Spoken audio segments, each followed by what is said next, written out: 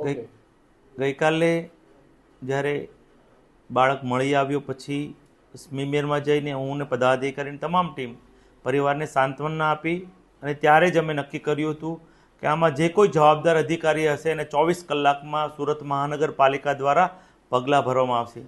આજે સવારે કમિશનર શ્રી દ્વારા 4 અધિકારીને શોકોઝ નોટિસ આપી દેવામાં આવી છે।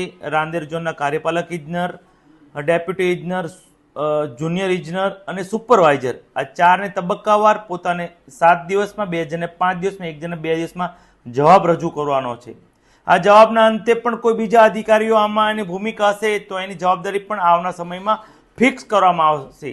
આવનાર સમયમાં સુરત મહાનગરપાલિકામાં આવો બનાવ બીજી વાર નહીં બને તેની તકેદારી પણ રાખવામાં આવશે અને આ બનાવથી એક દાખલો બેસાડવા પણ સુરત મહાનગરપાલિકા જઈ રહી છે।